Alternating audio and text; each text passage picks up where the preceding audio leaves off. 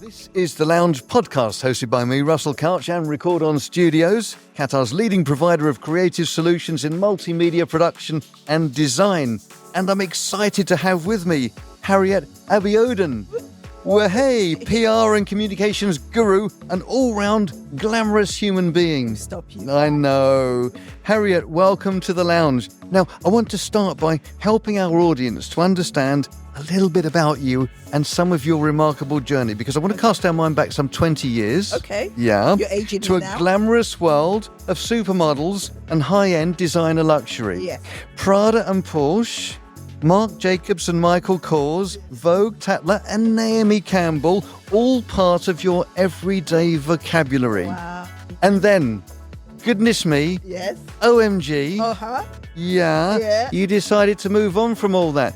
Tell us a little bit about those early days in young Harriet's dreams and ambitions. Oh my goodness. I was all about fashion and the red carpet, and I just wanted to live and breathe all that. And to get into that industry, I found the love of editorial magazines. So I worked in magazines, hence a few names you mentioned. So I worked for Red Magazine in the UK. I also worked for Marie Claire in the UK and for InStyle magazine. So it really gave me that love of meeting people, doing shoots, being on set. And then I found I wanted to do something more organizing, that whole sphere of it, but a bit more of organizing and being in control. So luckily, my fashion director informed me, why don't you try the flip side of this industry, which is known as public relations, PR. And I was like, tell me more. So I went to work for Levi's in PR. Right. And so I worked from the bottom, as we say. And then from there, I went on to working for Nicole Fahy, Celine, Prada, Miu Miu in PR houses. Right. And totally fell in love. And I was like, this is it. This is what I want to do. Still in that world, but I get to mingle with people, check on celebrities and have my hands right in there. Nevertheless, in 2009, Harry decided to be a cabin crew and just leave that world behind. Yes, Qatar Airways, here we come. Qatar Airways, what sold it to me is at Heathrow in a cold April month. They came over, exactly, and I was just in the waiting area of a friend I took to the interview. And then they said, are you next for the interview? I was like, no, I work in a glamorous world. Why would I be here for an interview? I'm just here for my friend. But I went to sit in with her in the interim, whereby they had a video playing about Doha, Qatar. I'm like, where is this place?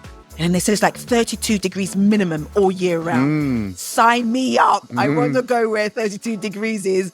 But you have to be a cabin crew for that. I was like, oh, okay. But yeah, lo and behold, I got the job the next 2 days with them. They asked me to come back the next day dressed in business attire and have a proper formal interview. I did so on the Saturday. I did another one on the Sunday, and I got the job after that. And my mother was like, why would you leave to be, as they say, she said, quote unquote, a waitress in the sky? Yeah. When you've built your portfolio for the last 5 to 6 years in this industry. Which is a fair question. And I was leaving at the height of getting into celebrity PR.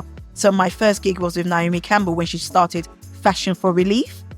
And I had the likes of Sting, the likes of A-Marie, the singers who were all walking the runway for Naomi's Fashion for Relief. And then here I am saying, Mum, they said 32 degrees. Did you not hear me? You get a swimming pool access. So I packed my bags and I came to Doha. Which is great. Now, you had the glamorous lifestyle, you had the designer luxury. Now, of course, you're jet setting, so it was just like, it kind of makes perfect sense. But you're up there, spending long hours on long-haul flights, with plenty of time on your hands when we're all asleep. And you're busy waking up passengers to talk to. I found that, they're trapped for 12 hours, they're trapped for 6 hours, nowhere to go. I'm a very talkative person, as you may not know. No. So I was like, okay, who can I speak with? Especially when I got promoted so early after 6 months to business class. I found my passion there because people really wanted to engage in conversation in business class. In economy, not so much. I just want to eat and sleep. But in business class, I was like, oh, hello, I'm Harriet. And I used to do X, Y, and Z in the UK. So they were really fascinated with that.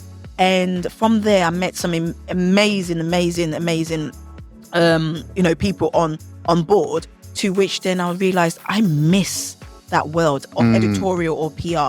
But I love Qatar. I can't see myself going back to the UK anytime soon. So this was 3 years into being a cabin crew. I was like, I need to be in Doha, but I want to go back to my previous life career-wise. So I actually asked permission from Qatar Airways if I could help out a magazine in Qatar. I had a yes, but with two restrictions. First being, you're not allowed to call yourself Harriet.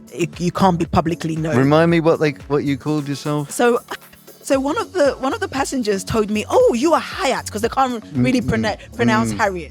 So they used to call me Hayat, and I said, "What does that mean?" I said, "Full of life," and that's what you are. You're full of life. So I called myself Hayat, and my mother's surname, which is Aqua, so Hayat Aqua, was my pseudonym for the publication as a fashion editor. And I had permission also not to, of course, engage in commercial work.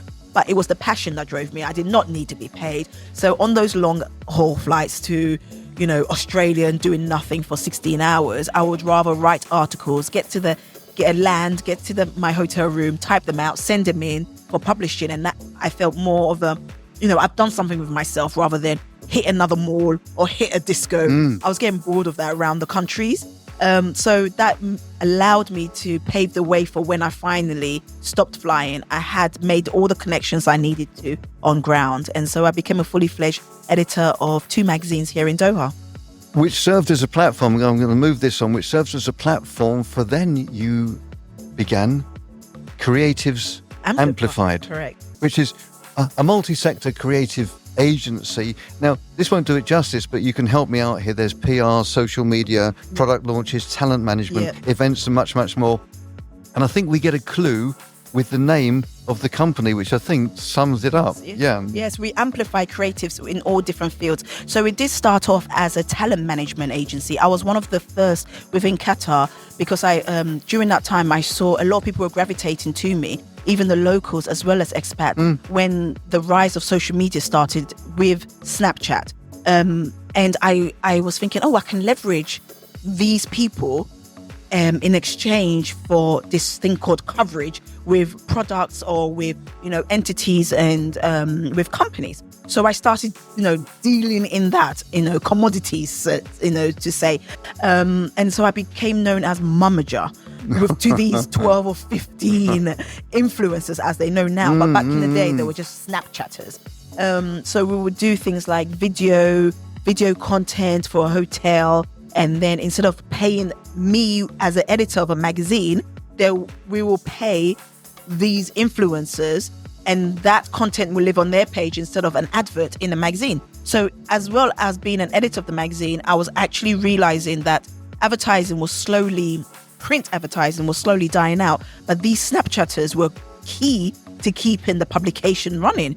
So I was still leveraged in the business terms, but put it on a social platform. So back in the day, yes, I was known as Mummager of all these people because I was working with influencers, but my drive and my love for PR still hadn't been fulfilled yet in Qatar because no one really understood what I wanted to do in terms of PR. So I let Mummager ride for 3 years in Qatar, still under the umbrella of Creatives Amplified. I'm amplifying creatives, but I knew I wanted to amplify in terms of public relations. And that took a while. It took after COVID to educate people of what type of PR I meant, which is not PRO, as people thought. I kept on saying, oh, you want to be a mandoop? And to me, no, not PRO, public relations. I think it's worth saying here at the Doha Women Forum, you are the PR partner. We are. For the we forum. Are so happy to be tied in with Doha Women's Forum. It's the 7th edition, so it's fantastic to be here, lucky number 7 and everything like that. Absolutely, yeah. But look, how important is it for you to guide and support the young women that you work with and help them realise their dreams and sort of achieve the success that you've enjoyed? I mean, what drives me daily in my career is to see the ladies who I work with, maybe who didn't think this was their sector, but slowly falling in love with it. Because I see that in myself as well. You love PR. You're happy to do this. You want to do this on a weekend, on your days off. You're still working. See the passion growing, nurturing their passion for that. and realizing that, yes, they're doing it because of a love. They're not doing it because they're clocking into work. So I think that really drives me to be able to see these young women who, I'm fortunate enough to work and call my colleagues, are doing something that they really enjoy. And I see them today, manning the media desk or working with the models in terms of the talents for the show that we did. It's just so refreshing. Yeah. I mean, for someone like you, you're so bubbly and effervescent that you could be forgiven for thinking you wanted to be the one up front on camera doing all of that. Oh, I'm tired, Russell. Yeah. I'm tired. No. I love what I do and I still have the energy for it. But when you're like, when what you love also, trickles down to someone else, you get a renewed energy because you're like, yes, we're in this together. You get it. You get what I got, those many years ago. Yeah. So it's great. And absolutely love being behind the scenes. I think that's the power of PR.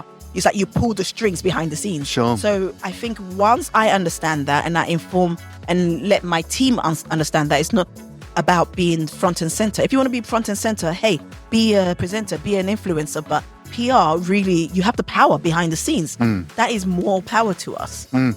Can you say now what's ahead for young? I'm calling you young Harriet. Assuming there are any more hours in the day, because I know that you are like you're a little Duracell battery thing. Yeah, I was going to. Yeah, I know. Well, in the world of what we do, you can start. You can start in the morning with meetings, have something in the afternoon, have a few events in the evening, and keep on going. So I'm really flexible in terms of my office. Because we know that there is no structure to PR sometimes, we get the job done, we make sure we network, and the key thing is relevance, being relevant. Being relevant means having to go to those places after 7 p.m, having to be at this place after, you want to shut down on a weekend, but you're still showing up. So, yeah. We just keep on going. It's in the moment. Yeah. This is your world, isn't it? No. Really appreciate your time, Harriet.